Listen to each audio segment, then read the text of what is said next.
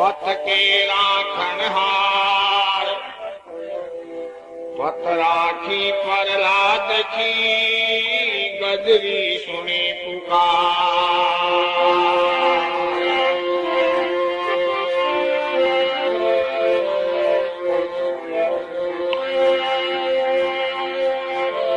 शेषकार संयोग से सतगुरु मिले सुजान,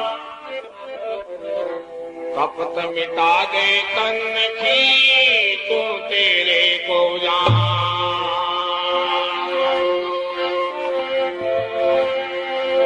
जीव पीव वेले वैर मिट गई थे चाता,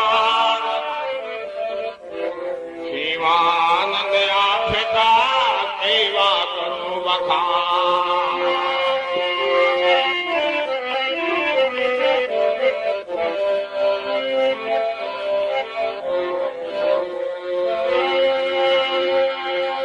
गुरुदेव बिना नहीं भाग जगे, गुरुदेव बिना नहीं प्रीत लगे, गुरुदेव बिना नहीं दो सुखी, गुरुदेव बिना नहीं मोक्ष पद मिले।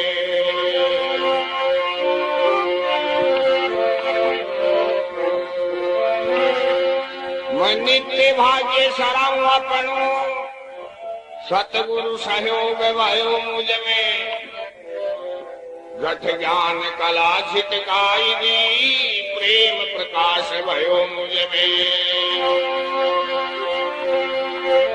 पटपाट खुले जठ मेल धुलेर शुद्ध स्वरूप भयो मुझ में, रस खान हरे बहु बंद करे, गुरु सामर्थ है कि विलोकन में।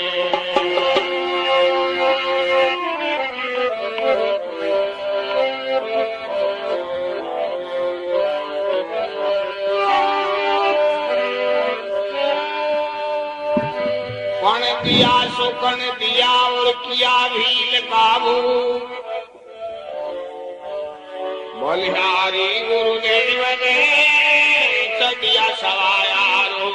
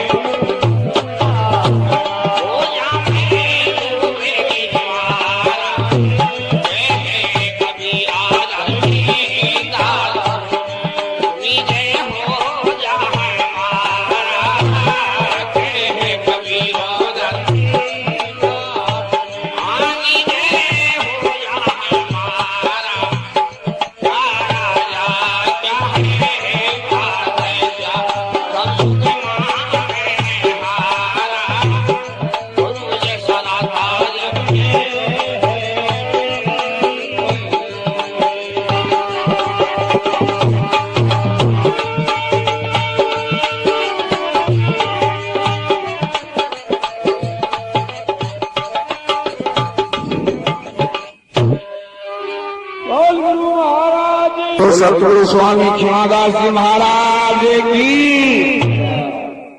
जे सब लोग बोला करो इस संसार में एक तो जेवे एक खेवे, जितना भी काम कराया जावे वो जे के लिए कराया जावे। पीछो लगाना पड़ जाए बात की खातर घटे घटे भटकना पड़े बच्चे के लिए कि संसार में मेरी जय हो जाए। इसलिए गाने बजाने वाला तो इतना नाम लेवे थान तो एक ही नाम लेना पड़े जय। और वो भी महापुरुषों की अपने जगह महान पुरुष हुए है जगह समाज में जगह दुनिया नहीं है की चीजा दी है बाकी जय बोलनी है। इस संसार में सबसे श्रेष्ठ गुरु पद को माना है। गुरु से बड़ा कोई भगवान देवता कुछ भी नहीं बताया अपने शास्त्रों में कि गुरु है वो देवों का देव है। आज तक जितने भी जो भी जिस पोस्ट पे गए हैं वो गुरु महाराज की शरण में जाकर के वो गुरु दीक्षा लेकर के गए हैं। जिन्होंने गुरु महाराज स्कूल में जाकर के बच्चा यदि सही गुरु की शिक्षा प्राप्त करता है तो संसार के सारे भोग पदार्थ प्राप्त करता है। इसलिए कबीर साहब कहते हैं क्या राजा क्या बादशाह सब जुग मांगण हारा, फिर गुरु जैसा दाता जग में है ही नहीं।